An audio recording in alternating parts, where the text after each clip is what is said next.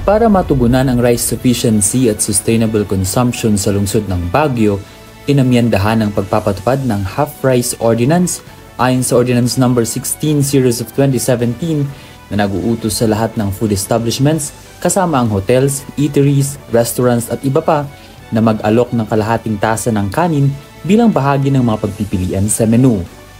Ayon sa may-akda ng ordinansa na si Councilor Edison Bilog, kinakailangang malinaw na ipakita ng mga food businesses ang pagkakaroon ng half cup o kalahating serving ng kanin na kalahati din ang presyo ng isang buong serving.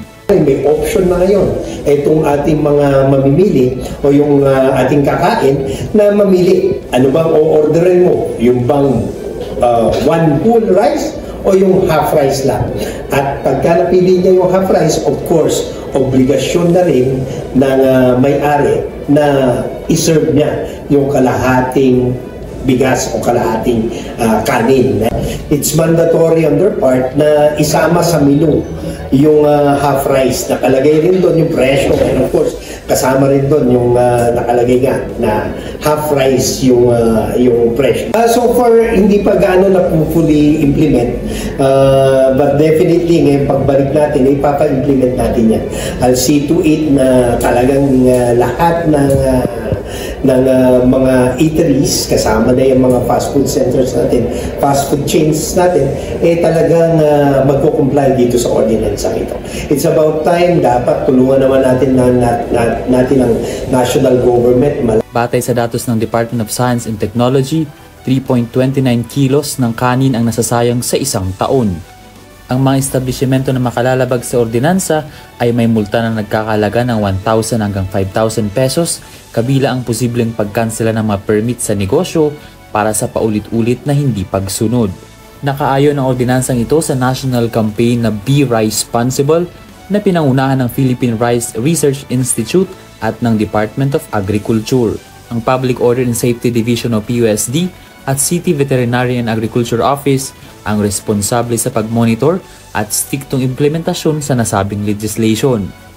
Binibigyang diin ng mga opisyal ng lungsod ang kalagahan ng ordinansang ito sa harap ng tumataas na demand para sa bigas at mga statistics ng naaaksayang kanin. Ayon kay Bench na nagtatrabaho sa isang kainan dito, sang-ayon sila sa ordinansang half rice at wala umanong nasasayang na kanin.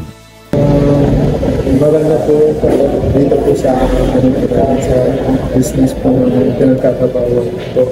Kasi mas mababawasan po yung nasasayang po na rice. Okay na po, marami po nasasayang. Naubos po lahat kasi nga po, yun po may napapatupad po yung progress na yan. Samantala, ang eatery owner na si Nessie matagal na nilang sinusunod ang ordinansa dahil malaking bagay umano ang maitutulong ito, kaya tinitiyak nila na walang masasayang na kanin. Noon pa, yes, matagal na. Dito naman is, wala namang nasasayang na rice kasi kung ano yung order nila o if half rice, pinagbibigyan naman sila ng half price lang rice. Ito yung nakakatulong lalo na sa mga diabetic na patients. Magkakaroon pa umano ng pag-uusap ang mga kinaukulan kung kailan ipatutupad ang mahigpit na implementasyon ng nasabing ordinansa. Mula dito sa Baguio City, Ben Pungsila para sa Mata ng Agila, Northern Luzon, matatag, matapang, matapat.